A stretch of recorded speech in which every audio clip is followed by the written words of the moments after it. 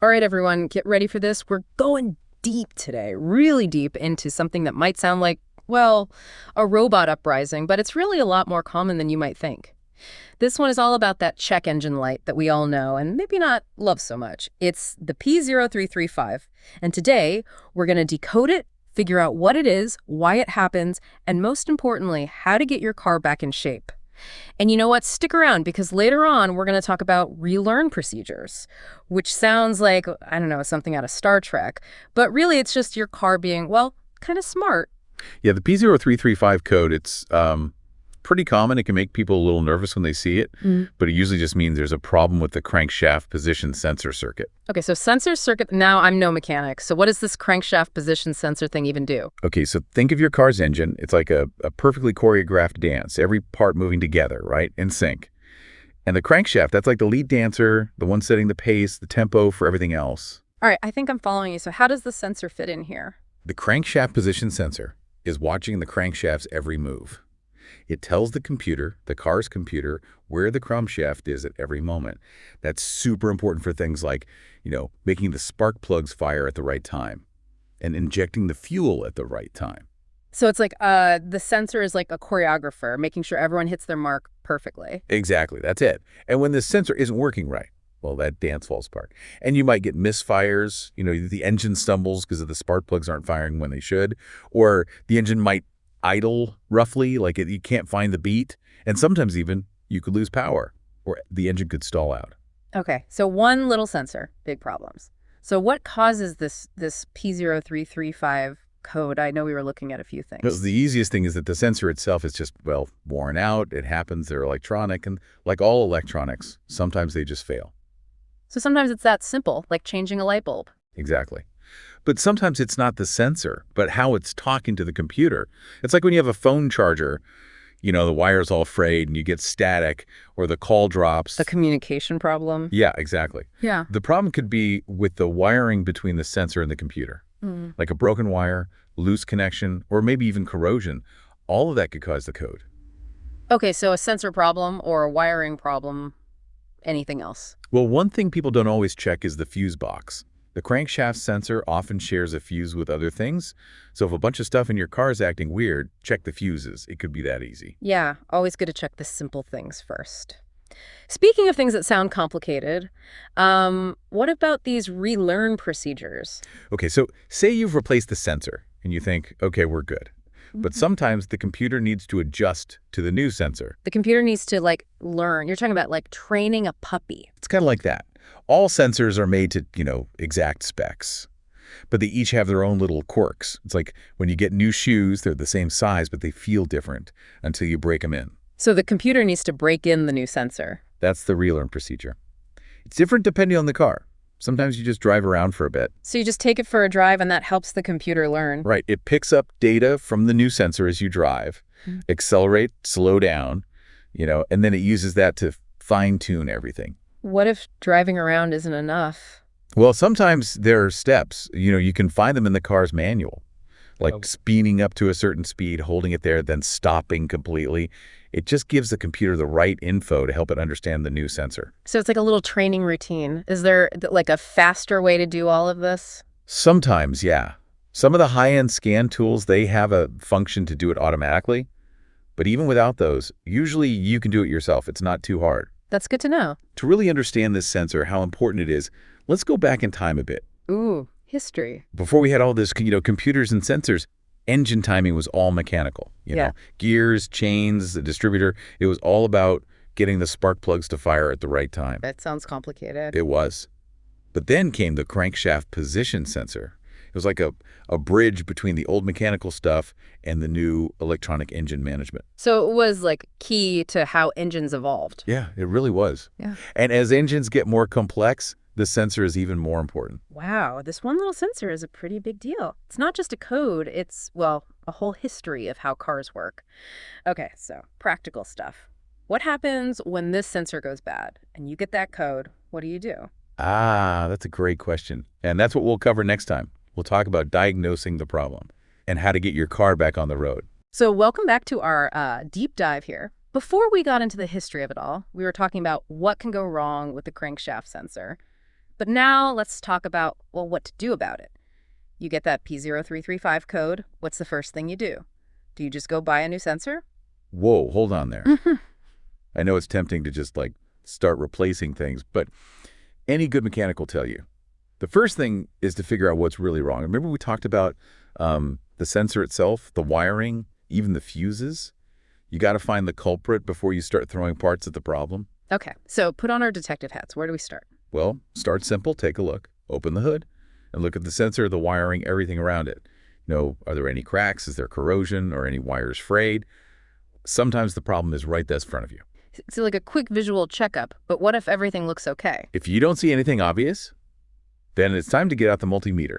That lets you test the electrical circuits, see if there are any breaks in the signal. Okay, now we're getting technical. So we're measuring, what, voltage, resistance? Yeah, exactly. But the way you test it, it depends on the car. You can find a lot of info online about using a multimeter. But always, always check the instructions for your specific car. Right, every car is a little different. So, okay, we've checked everything. Multimeter tests look good. Does that mean it's definitely the sensor? Most of the time, yeah. Yeah. And if that's the case, replacing it is usually the best way to go. Some new sensor, swap it out, and we're good. Well, almost. Remember the relearn procedures. After you put in the new sensor, the computer might need a little time to, well, get used to it. Right, the computer needs to learn the new sensor. What are some of the ways to do that? Sometimes it's easy. Just drive around for a bit, let the computer get data from the sensor as you drive, different speeds, different conditions, that all helps. So a nice drive can be part of car repair. Yeah, exactly. What if that's not enough? Sometimes there are specific steps.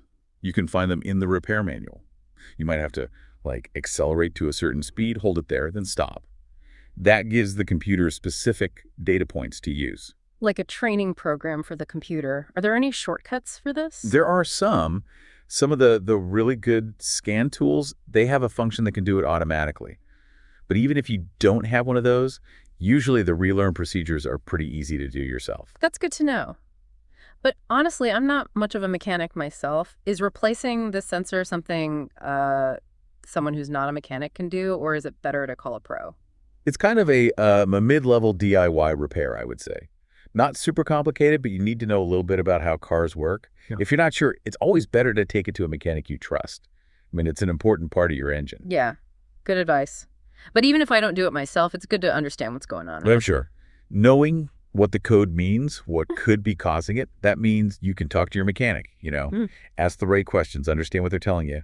Yeah, so you don't feel lost. So let's say the sensor's replaced, the computer's learned the new one, everything's running great. Is there anything you can do to, prevent this from happening again? That's a good question. Nobody wants to deal with the check engine light all the time.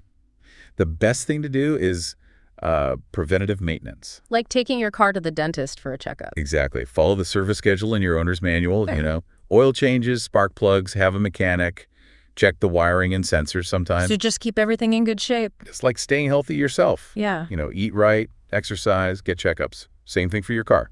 I like that. And we were talking about fuses before. How do those fit into all this? Fuses are important. They protect things. Yeah. If there's a sudden power surge, the fuse blows to protect the more sensitive parts. So if a bunch of things in your car are acting up, the radio's cutting out, a light's flickering, check the fuses. It could be that simple. Right. And the crankshaft sensor often shares a fuse with other things, so one blown fuse can cause a lot of problems. Exactly. And checking the fuses is usually pretty easy. Most owner's manuals have a diagram, shows you where the fuse box is, which fuse is for what. Like a map of your car's electrical system. Okay, we've covered a lot today. We talked about the P0335 code, what causes it, how to fix it, even how to prevent it. But before we finish, I think it would be interesting to step back a bit, look at the bigger picture of all of this. Yeah, I agree. This sensor, it's a small part, but it tells a bigger story. Yeah. About how car technology has changed. Okay, I'm intrigued. Let's do that next time. Okay, so we're back and ready to kind of zoom out a little. We've talked about the details of this crankshaft sensor, how to fix it, all that. But now I think it'd be cool to look at, the bigger picture, like we were saying. Yeah, it really is amazing how much car technology has changed over the years. We've gone from engines that were almost all mechanical to cars that are basically computers on wheels. Okay, so history lesson time. How does this crankshaft sensor fit into all of that? Well, imagine way back when, before computers were running the show. Early engines, they were all about gears and chains, and this thing called a distributor. It was all mechanical to make sure the spark plugs fired at the right time. So like a very complex clock. Yeah, kind of. But then we got electronic fuel injection and, well, computers to manage the engine. That's when sensors became so important, including the crankshaft position sensor. Because now there was like a brain trying to understand what was happening. Exactly. The computer needed information, and the sensors provide that. So the crankshaft sensor, it was one of the first. One of the first, yeah. It told the computer where the crankshaft was so it could control the timing really precisely. So it was like a bridge between the old way and the new way. That's a good way to put it. Yeah. And that change, it led to, well, better engines, more efficient, more powerful, and cleaner too. Wow, so this little sensor was really important. And I guess as technology keeps changing, sensors are going to be even more important. Absolutely. Think about all the sensors in a modern car. Tire pressure, oxygen in the exhaust, all sorts of things. They're all sending information to the computer so it can, well, keep everything running smoothly. So the car is like a network. Yeah, you could say that. The computer's the brain, and the sensors are like the nerves. Yeah. And as cars get even more advanced, self-driving and all that, sensors are going to be even more important. It's amazing how far we've come. And it all started with, well, sensors like this one. It really did.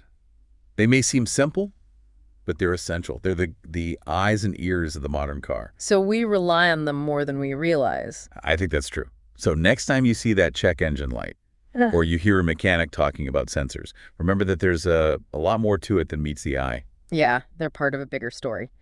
Well, I think that's a great place to wrap things up. We've talked about the little details and the big picture of, well, car technology. It's been a great discussion. It really has. And to everyone listening, we hope you've learned something new today about the amazing machines we drive every day.